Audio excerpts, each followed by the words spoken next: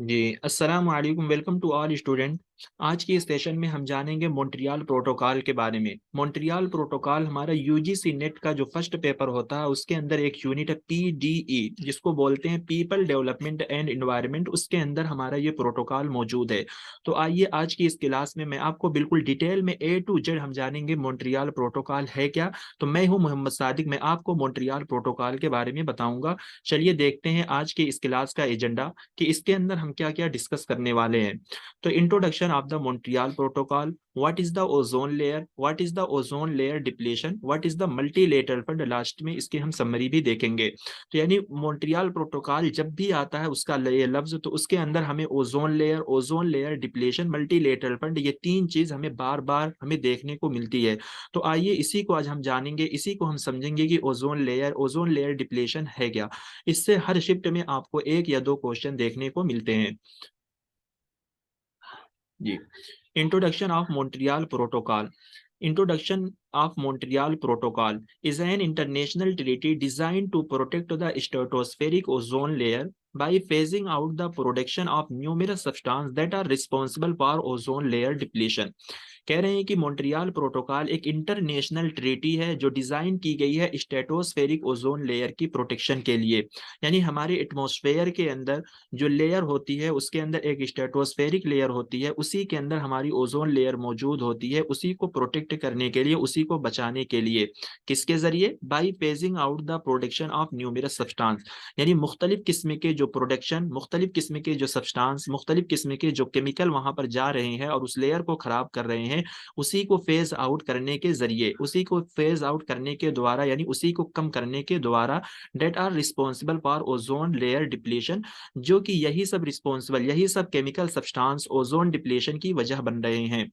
It was agreed on 16 सितंबर 1987। तो Montreal protocol को sign किया गया था 16 सितंबर 1987 में, and entered into force on 1 जनवरी 1989। तो ये दोनों एक अलग अलग सी बात है कि मॉन्ट्रियल प्रोटोकॉल की जो सिग्नेचर हुई थी वो 1987 में हुआ था, लेकिन इस ये जो फोर्स के अंदर आया 1989 में। फोर्स का मतलब ये है कि हम किसी चीज को साइन कर देते हैं, लेकिन इसको लागू जब करते हैं तो उसको फोर्स बोल देते हैं। लागू का मतलब ये है कि यानी हर कंट्री अपने तौर पे काम करना जब शुरू कर देती है तो उसी को हम बोल देते हैं force. Followed by the first meeting in the Helsinki May 1989 में। यानी जब ये हमारा प्रोटोकॉल 1989 में फोर्स के अंदर आया, तो उसी को फॉलो करते हुए हमारी एक मीटिंग हुई थी हेलसिंकी मई 1989 के अंदर। तो स्टूडेंट यहाँ पर 16 सितंबर में ये साइन किया गया था, तो इसी 16 सितंबर को ओजोन डे मनाया जाता है, ये भी हमें जानना जरूरी है। It has been ratified by 197 parties. It has first United Nation treaty to be ratified by the every country in the world. तो इसको 197 पार्टी के जरिए रेटिफाई किया गया था, इसको ज्वाइन किया गया था। इस प्रोटोकॉल के बारे में ये कहा गया है कि ये एक ऐसी ट्रीटी है जिसको यूनाइटेड नेशन के अंदर जितनी भी कंट्रीज हमारी मेंबर हैं, हर कंट्रीज ने इस प्रोटोकॉल को ज्वाइन किया। It is a legally binding. ये प्रोटोकॉल हमारा जो है लीगली बाइंडिंग है। The protocol give provision to reduce the production and consumption of ODS to protect the ozone layer। इस प्रोटोकॉल का जो मेन मकसद था वो यही था कि ओडीएस जो हम बना रहे हैं, ओडीएस यानी ओजोन डिप्लीटिंग सब्सटेंस, यानी ओडीएस को जो हम बना रहे हैं और ओडीएस को जो हम यूज कर रहे हैं, उसी को क्या करना है, हमें कम करना है। क्योंकि इसी ओडीएस की वजह से हमारी स्ट्रेटोस्फेरिक के अंदर मौजूद जो ओजोन लेयर है वो हमें क्या कर रही है, वो उसी को क्या कर रहा है, ये खराब कर रहा है। Former United Nations Secretary General Kofi Annan stated the phrase the single most successful international agreement to date has been the Montreal Protocol। कह रहे हैं कि जो हमारे साबिक सेक्रेटरी जनरल मिस्टर कोफी अनन ने इस प्रोटोकॉल के बारे में ये बात भी कही कि अब तक की जितनी भी कन्वेंशन या जितनी भी प्रोटोकॉल हुए हैं उसमें से सबसे सक्सेसफुल हमारा जो प्रोटोकॉल है वो मॉन्ट्रियल प्रोटोकॉल है। The protocol has undergo 9 amendment और रिवीजन। इसी तरीके से इस प्रोटोकॉल के अंदर 9 अमेंडमेंट किए गए हैं। अमेंडमेंट का मतलब यह है कि 9 चेंजेस, यानी 9 मरतबा इस प्रोटोकॉल के अंदर अदलाव बदलाव किया गया है, और हर बदलाव को एक अलग अलग नाम से जाना जाता है। जी। अब हमारा जो सेकंड पॉइंट है वो ये है कि what is the ozone layer. अब हमने पढ़ लिया कि मॉन्ट्रियल प्रोटोकॉल है क्या। मॉन्ट्रियल प्रोटोकॉल जो है 1987 के अंदर इसको साइन किया गया। 1989 के अंदर ये हमारा इफेक्ट के अंदर आया और जो हमारे स्ट्रेटोस्फेरिक के अंदर जो मौजूद ओजोन लेयर है उसी को प्रोटेक्शन करने के लिए, और वो हमारी किस वजह से खराब हो रही है, ओडीएस के अंदर। ओडीएस ये क्या है, एक तरीके का केमिकल है जिसके अंदर कुछ गैसेस की कैटेगरी बनाई गई है जिसकी वजह से हमारी ओजोन जो है वो खराब हो रही है। तो आइए अब हम देखते हैं कि ओजोन लेयर है क्या। It is a layer in the Earth stratosphere that protect the Earth from the sun harmful ultraviolet radiation. It absorbs 97-99% the ultraviolet radiation from the sun. यानी ये एक ऐसी लेयर है जो कि अर्थ के स्ट्रेटोस्फेयर के अंदर मौजूद होती है, जो हमें सन की जो अल्ट्रावायलेट रेडिएशन है उससे ये हमें बचाती है।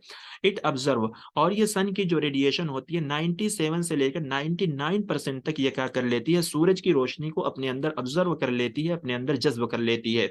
एग्जाम्पल के तौर पे ये हमारा सूरज है। सूरज की ये शुआएं आपके सामने, ये किरण, ये अल्ट्रावायलेट रेडिएशन आपके सामने आ रही है। तो सूरज की जो किरणें होती है वो एक गुड होती है, एक हार्मफुल होती है। तो गुड वाली जो होती है वो हमारे इन्वायरमेंट के अंदर नेचुरली हमें आ जाती है, लेकिन हार्मफुल रेडिएशन ये वाली जो होती है, जो स्ट्रेटोस्फेयर के अंदर हमारी मौजूद ओजोन लेयर होती है, वो इस लेयर को थाम लेती है, जमीन पे नहीं आने देती। क्योंकि हार्मफुल जो रेडिएशन होती है अगर ये जमीन पर आएगी तो इससे ह्यूमन डैमेज हो जाएंगे, प्लांट डैमेज हो जाएंगे, एनिमल डैमेज हो जाएंगे, इसी तरीके से और भी दीगर माइक्रो ऑर्गेनिज्म और भी दीगर, क्लाइमेट चेंज होगा, ये सारी चीजें होने के डर हैं। In the absence of ozone layer, million of people would be affected by skin disease, including cancer and weakened immune system. तो कह रहे हैं कि अगर हमारी ओजोन लेयर नहीं होगी, अगर इन्वायरमेंट के अंदर हमारी ओजोन लेयर नहीं होगी, मिलियन ऑफ पीपल, तो यानी बहुत सारे जो लोग हैं उनको क्या हो जाएगी, स्किन डिजीज हो जाएगी। और स्किन डिजीज के अंदर कैंसर है, और उनका जो इम्यूनिटी सिस्टम यानी उनका जो पूरा बॉडी का जो ताकत वाला सिस्टम होता है वो वीक हो जाएगा, यानी कमजोर हो जाएगा। UV radiation would also affect the environment adversely, leading to the decrease the productivity. इसी तरीके से कह रहे हैं कि हमारी सन की जो अल्ट्रावायलेट रेडिएशन यानी जो शुआएं, जो किरणें हमारी निकल रही है, अगर ये डायरेक्टली जमीन पर आएगी तो हमारे इन्वायरमेंट को ये क्या करेगी, एडवर्सली इफेक्ट करेगी, यानी बुरी तरीके से उसका इफेक्शन, उसका तासुरात, उसका असर हमें देखने को मिलेगा। और प्रोडक्टिविटी यानी इन्वायरमेंट के अंदर जो पैदा होने वाली, जो बढ़ने वाली चीजें, वो दीगर सारी चीजें क्या है, खराब हो जाएंगी। तो सिंपल सी बात है, ओजोन लेयर हमारी क्या होती है कि जो हमारे अर्थ के स्ट्रेटोस्फेयर के अंदर मौजूद होती है, जो सूरज की जो हार्म किरणें होती है, अल्ट्रावायलेट रेडिएशन होती है, उसी से ये हमें क्या करती है, हमें प्रोटेक्ट करती है, हमें बचाती है। जी। अब ये है हमारा third point, what is the ozone layer depletion. मैंने पहले भी आप लोगों को बताया कि जब भी मॉन्ट्रियल का लफ्ज आता है तो उसके अंदर ये तीन लफ्ज हमें देखने को मिलते हैं, what is the ozone layer, what is the ozone layer depletion. तो ओजोन लेयर डिप्लीशन, हमारा डिप्लीशन का माना होता है किसी चीज को कम करना। तो यानी ओजोन लेयर डिप्लीट हो रही है, ओजोन लेयर हमारी क्या है, वो कम हो रही है। हमारी ओजोन लेयर क्या है, जिसको अभी हमने ऊपर जान लिया है, जिसको हमने जान लिया है वो यही है कि ओजोन लेयर जो है हमें अल्ट्रावायलेट रेडिएशन से प्रोटेक्ट करती है, लेकिन ये किस चीज की वजह से अब कम हो रही है। This refer to the thinning of the protective ozone layer in the atmosphere. कह रहे हैं कि हमारे एटमोस्फेयर के अंदर हमारी ओजोन लेयर की जो प्रोटेक्शन है, थीनिंग यानी बारीक हो रही है। बारीक होने का मतलब क्या है, डिप्लीट हो रही है यानी कम हो रही है। This happen when certain chemical come into connect with ozone and destroy it. Chemical compound that cause ozone layer depletion are called ozone depleting substance. तो यानी जो हमारी ओजोन लेयर को कम कर रही है, ओजोन लेयर जो हमारी स्ट्रेटोस्फेयर के अंदर है वो हमारी क्यों बारीक हो रही है, वो हमारी क्यों कम हो रही है। तो कह रहे हैं कुछ केमिकल का रिएक्शन जो ओजोन लेयर के साथ होता है, जिसकी वजह से हमारी ओजोन लेयर डिस्ट्रॉय हो रही है। और जिस केमिकल के रिएक्शन की वजह से हमारी ओजोन लेयर कम होती है उसको हम क्या बोलते हैं, ओजोन डिप्लीटिंग सब्सटेंस हम बोलते हैं। तो ओजोन डिप्लीटिंग सब्सटेंस के अंदर हमारे कुछ किस्म के केमिकल या कुछ किस्म की गैसेस की कैटेगरी बनाई गई है, जिसकी वजह से हमारी ओजोन लेयर जो है बहुत ज्यादा खराब होती है। तो एग्जांपल ऑफ ओडीएस यानी ओजोन डिप्लीटिंग सब्सटेंस के अंदर ये गैसेस है, जिसको हमें जानना, याद करना काफी अहम है, क्योंकि हमारे एग्जाम में इन गैसेस से भी क्वेश्चन पूछे जाते हैं। तो एक हमारा है क्लोरोफ्लोरोकार्बन, जिसको सीएफसी भी बोलते हैं, hydrochlorofluorocarbon HCFC, carbon tetrachloride, methyl chloroform, hydrobromofluorocarbon, इसी तरीके से हेलोन। तो यानी इतनी गैसेस को मॉन्ट्रियल प्रोटोकॉल के अंदर लिस्ट किया गया है और इन गैस को ओडीएस कहा जाता है। इन्हीं गैसेस को फेस आउट करने के लिए यानी धीरे धीरे कम करने के लिए मॉन्ट्रियल प्रोटोकॉल को साइन किया गया था। There are a few natural causes also which cause ozone depletion, such as the volcanic eruption, sunspot. However, these don't cause more than 1 या 2% ऑफ द ओजोन डिप्लीशन। तो कह रहे हैं कि हमारी जो ओजोन लेयर है वो कुछ नेचुरल एक्टिविटीज की वजह से भी क्या हो जाती है, खराब हो जा रही है। नेचुरल एक्टिविटीज की वजह से, जैसे वोल्केनिक इरेप्शन जिसको हम लोग ज्वालामुखी बोलते हैं, और सन स्पॉट जिसको हम सूरज ग्रहण बोलते हैं, तो यानी इन सब की वजह से भी क्या हो रही है, हमारी ओजोन लेयर जो है वो खराब हो रही है। लेकिन नेचुरल प्रोसेस की वजह से 1 या 2% से ज्यादा इससे कोई मतलब 1 या 2% से ज्यादा हमारी ओजोन लेयर पे कोई असर नहीं होता। 1 या 2% से ज्यादा ही हमारी ओजोन लेयर खराब होती है, इससे ज्यादा नहीं हो रही है।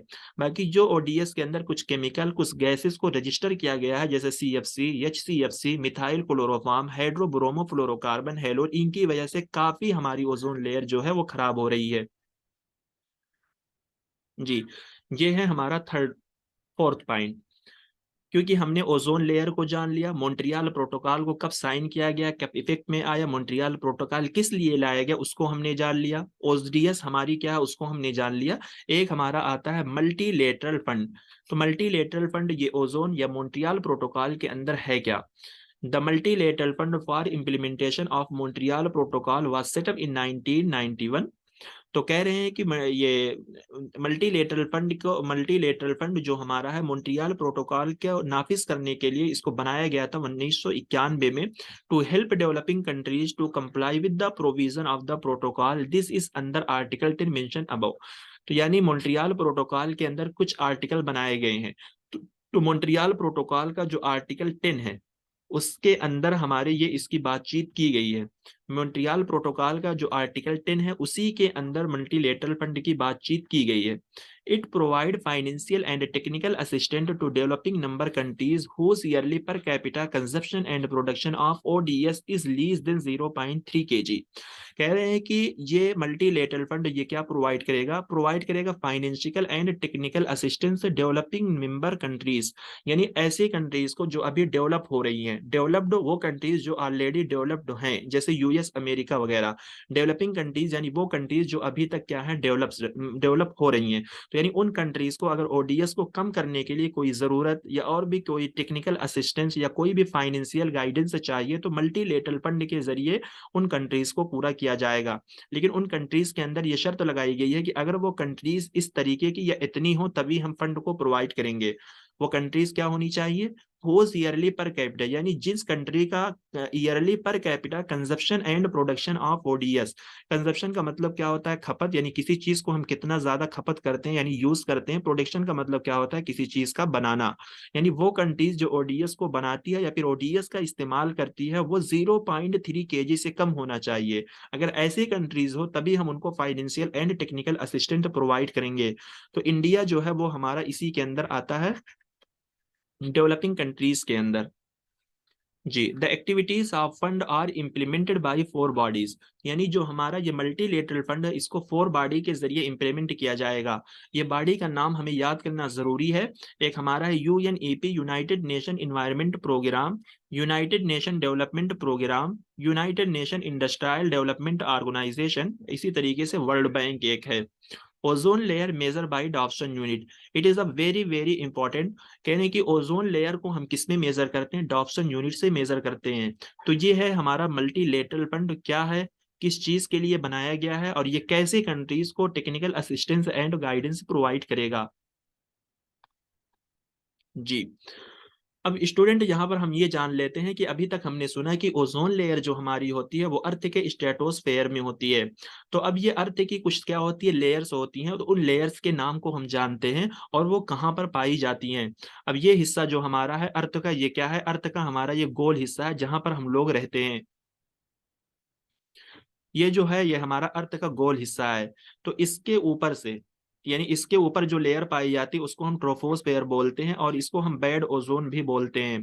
क्योंकि ये बेड ओजोन जो है ये हमारी नेचुरली नहीं होती, ये मैन मेड एक्टिविटीज की वजह से कुछ गैसेस जो है जिसकी वजह से ये ट्रोपोस्फेयर के ऊपर जाकर जम जाती है, जिसको हम बेड ओजोन बोलते हैं। और ये ट्रोपोस्फेयर हमें बहुत हार्म पहुंचाती है, इससे हमारे इन्वायरमेंट को बहुत ज्यादा नुकसान होता है। ट्रोपोस्फेयर के ऊपर हमारी स्ट्रेटोस्फेयर एक लेयर पाई जाती है। उस स्ट्रेटोस्फेयर के अंदर हमारी ओजोन लेयर होती है, जो यहाँ पर लिखा हुआ है। तो ये ओजोन जो होती है, इसको हम गुड ओजोन बोलते हैं, क्योंकि ये हमें सूरज की अल्ट्रावायलेट रेडिएशन से ये हमें बचाती है। फिर इसके ऊपर हमारी एक लेयर पाई जाती है जिसको हम मेसोस्फेयर, फिर उसके ऊपर एक लेयर होती है थर्मोस्फेयर, फिर उसके पास हमारी होती है एग्जोस्फेयर। देखिए अब यहाँ पर ये हमारा अर्थ का हिस्सा है। तो जमीन से 10 किलोमीटर की ऊंचाई पर ट्रोपोस्फेयर, फिर ट्रोपोस्फेयर से लेकर 30 किलोमीटर की ऊंचाई पर स्ट्रेटोस्फेयर, 30 से 50 किलोमीटर की ऊंचाई पे मेसोस्फेयर, 50 से 400 किलोमीटर की ऊंचाई पर थर्मोस्फेयर, फिर उसके बाद हमारी एग्जोस्फेयर होती है। तो यानी स्ट्रेटोस्फेयर के अंदर हमारी गुड ओजोन होती है, और इसी गुड ओजोन की प्रोटेक्शन के लिए मॉन्ट्रियल प्रोटोकॉल को लाया गया था। और ट्रोपोस्फेयर जो हमारी होती है वो बैड ओजोन होती है, जो मैन मेड एक्टिविटीज की वजह से बनती है। तो आइए अब इसकी समरी हम आपके सामने बता देते हैं कि यानी मॉन्ट्रियल प्रोटोकॉल जो है, ये मॉन्ट्रियल प्रोटोकॉल हमारी गुड ओजोन को बचाने के लिए लाया गया था। गुड ओजोन जो हमारी है ये हमारी स्ट्रेटोस्फेयर के अंदर पाई जाती है, और मॉन्ट्रियल प्रोटोकॉल को ओडीएस यानी ओडीएस के अंदर, जिसको हम ओजोन डिप्लीटिंग सब्सटेंस बोलते हैं, जिसके अंदर कुछ गैसेस को रजिस्टर किया गया है, और उन्हीं गैसेस की वजह से हमारी जो ओजोन लेयर है, गुड ओजोन लेयर है, वो खराब हो रही है। और ओजोन की जो गुड लेयर होती है वो हमें अल्ट्रावायलेट रेडिएशन, सूरज की जो हार्मफुल रेडिएशन निकलती है उसी से ये हमें प्रोटेक्ट करती है। और मैनमेड एक्टिविटीज की वजह से आज के इस दौर में हमारी ये गुड ओजोन जो है बहुत ज्यादा वो खराब हो रही है। इसी वजह से इसको प्रोटेक्ट करने के लिए, इसको बचाने के लिए मॉन्ट्रियल प्रोटोकॉल को लाया गया था। ये थी आज की इस क्लास में। उम्मीद करता हूँ कि सारे स्टूडेंट को आज की ये क्लास समझ में आ गई होगी। थैंक यू सो मच आप लोगों को देखने का। तो ये थी हमारी इन्वायरमेंट की पहली सीरीज। तो मेरी आप लोगों से एक ये रिक्वेस्ट है कि अगर आपको ये वीडियो अच्छी लगती है तो हमारे यूट्यूब चैनल को सब्सक्राइब कीजिए। अगर आपको इसकी नोट चाहिए तो लिंक के अंदर, डिस्क्रिप्शन बॉक्स के अंदर हमने टेलीग्राम का लिंक दे रखा, आप वहाँ पे ज्वाइन कीजिए, उस पर हमें मैसेज कीजिए, तो हम आपको ये पीडीएफ वहाँ पर प्रोवाइड करवा देंगे। इसी तरीके से अगर आप यूजीसी नेट की तैयारी कर रहे हो, आपका सेकंड पेपर अगर अरबिक हो, तब भी आप हमारे साथ ज्वाइन कर सकते हैं, क्योंकि अरबिक प्लस फर्स्ट पेपर दोनों पेपर की तैयारी एक साथ ही हमारे बाइलिंगुअल बैच के अंदर चल रहे हैं। तो थैंक यू सो मच।